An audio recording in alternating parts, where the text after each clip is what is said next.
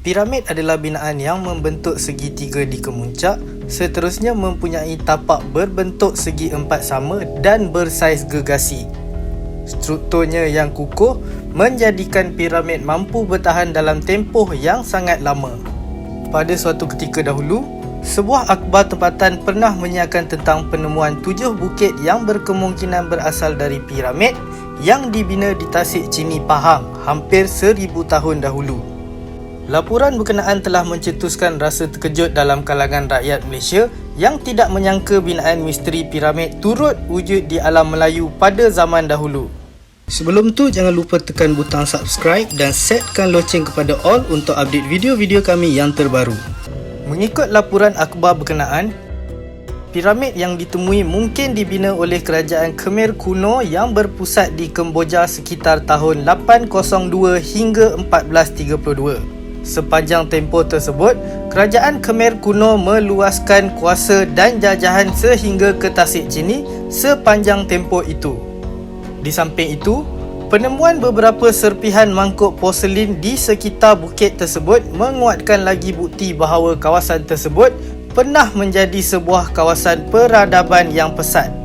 Mengikut teori, ratusan tahun selepas empayar tersebut berakhir, piramid yang dibina ditinggalkan sehingga ditimbus tanah dan ditumbuhi pohon. Seterusnya berubah menjadi bukit yang dipenuhi belantara. Manakala, tapak kota sekitar piramid pula dipercayai tenggelam dalam Tasik Chini. Namun, sejak laporan akhbar itu diterbitkan, dipercayai tiada kajian atau lanjutan dilakukan. Tetapi, pendedahan tersebut menimbulkan teka-teki mengenai misteri binaan piramid yang sudah ribuan tahun itu.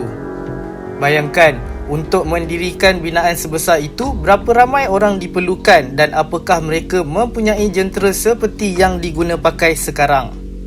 Dalam konteks pembinaan piramid ini, manusia bukan hanya buruh yang bekerja membina tetapi pakar dalam pelbagai bidang seperti kaji bumi, jurutera, arkitek dan teknologi jentera yang digunakan bagi mengangkat bahan binaan yang berat. Ada yang berpendapat piramid bukanlah ciptaan manusia tetapi dibina oleh makhluk asing yang wujud sebelum Adam. Hal ini kerana kebanyakan piramid yang dijumpai di dunia bersaiz gergasi, namun ianya masih pendapat yang belum ada bukti kebenarannya. Walaupun proses pembinaan piramid ini rumit, tetapi di Mesir sahaja terdapat 138 piramid telah ditemui, sekaligus membayangkan betapa pentingnya piramid kepada pembangunan tamadun bangsa Mesir pada ketika itu. Seperti yang diketahui umum, setiap binaan piramid mempunyai fungsinya sendiri mengikut kegunaan dan kepercayaan masyarakat pada masa itu.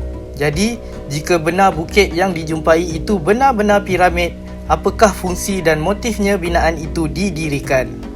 Lebih aneh ialah piramid selalunya ditemui dalam banyak kota tamadun besar. Penemuan piramid di Pahang ini juga menimbulkan tanda tanya, apakah tanah Melayu pernah ada tamadun besar yang tidak diceritakan kepada dunia? Kebenaran tentang penemuan piramid di Pahang ini masih tidak dapat dibuktikan. Adakah ia benar-benar piramid dan berfungsi sebagai piramid pada suatu masa dahulu? Atau adakah ia bukit yang sengaja digembar-gemburkan sebagai piramid? Manusia boleh mengambil dari pelbagai sumber untuk menguatkan hujah mereka. Namun, kebenarannya hanya Allah sahaja yang tahu. Sesungguhnya kebenaran itu milik Allah, hanya dengan izinnya sahaja kebenaran akan terdedah.